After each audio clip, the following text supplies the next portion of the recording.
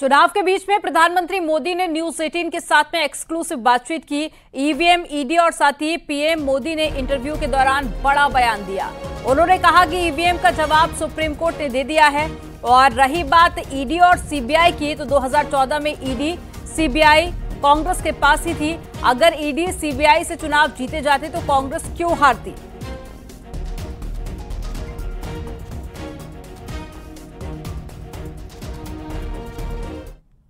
Opposition की सारी parties, Rahul Gandhi, Congress, सब ये कहते हैं कि मोदी जी ये जो है मैच फिक्सिंग कर रहे हैं इस चुनाव पर।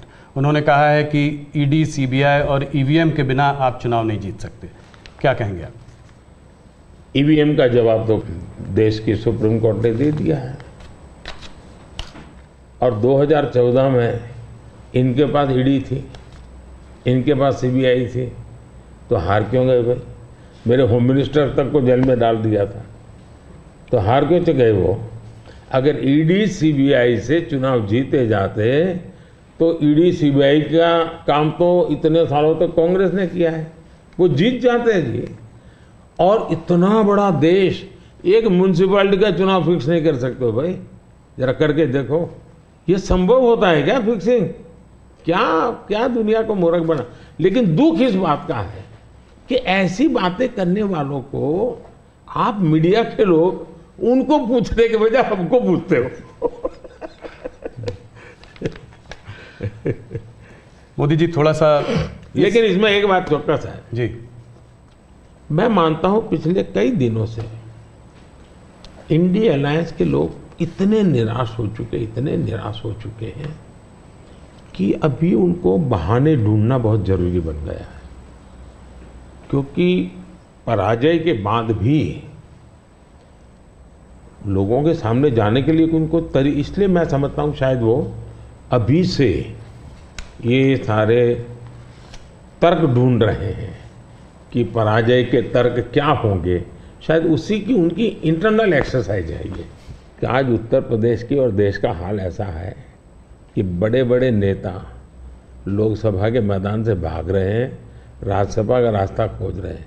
और हुआ वैसा ही है, बड़े लोग ने चुनाव लड़ने के लिए तैयार नहीं है जी। लेकिन हम एक जिम्मेवारी के साथ काम चल रहे हैं, सबको साथ लेकर के चल रहे हैं। और मुझे पक्का विश्वास है कि अब शायद कुछ बचेगा नहीं, उनका कुछ नहीं बचेगा। 2014 से बेहतर परफॉर्मेंस होगी, उनका कुछ बचेगा ही नहीं जी। एक सवाल और, आप इसका पार्ट जवाब दे चुके हैं इसलिए मैं उसको संक्षेप में पूछूंगा। ऑपोजिशन कांग्रेस सब आपके पीछे कहता है कि सरकार जो है ईडी, सीबीआई, इंटेलिजेंस एजेंसीज का इस्तेमाल कर रही है। आपने कहा है कि ईडी इंडिपेंडेंट है। सिर्फ एक सवाल यह है कि ऐसा देखा गया है कि 25 नेता का एक एनालिसिस एक न्यूज़पेपर ने की थी कि 25 नेता जब ऑपोजिशन पार्टी से बीजेपी की तरफ आ गए तो उसमें से 23 लोगों के ऊपर से जो है इस तरह के केसेस को या तो ठंडे बस्ते में डाल दिया गया या ड्रॉप कर दिया गया। इस बारे में पहली बात है, एक भी केस ड्रॉप नहीं किया गया है। जो अदालत कहेगी वही होगा, हम कोई निर्णय नहीं लेंगे, स्वतंत्र है। दूसरी बात है, पॉलिटिकल लीडरशिप के केस कितने हैं भाई? ओनली 3%। 97% अच्छे ब्यूरोक्रेट जेल में है। आखिर के इन संस्थाओं का जन्म क्यों हुआ है भाई? अगर इन संस्थाओं का जन्म इसी काम के लिए हो तो काम नहीं करेगी क्या? और अदालत इतनी बड़ी है जी, किसी को जमानत नहीं दे रही है अदालत, तो अदालत देखती होगी ना भाई। और भ्रष्टाचार के मामले में हम कम से कम उसको लाइट न ले जी। सचमुच में देश में चर्चा होनी चाहिए कि पहले एक जमाना ऐसा था आपको आरोप लगता था ना तो भी हिल जाते थे। आज गुनाह सिद्ध हो चुका, सजा हो चुकी, फिर भी आप हाथ ऊंचा कर करके फोटो निकलवा रहे हो। आप भ्रष्टाचार का महिमा मंडन कर रहे हो। इस देश में ये आलोचना का विषय होना चाहिए। भ्रष्टाचार को न्यू नॉर्मल के रूप में ट्रीट नहीं करना चाहिए, वरना इस देश का बहुत नुकसान होगा जी। ये सवाल बीजेपी और अदर्स का माना नहीं है, देश के लिए ठीक नहीं है कि आप इसको न्यू नॉर्मल बना दें।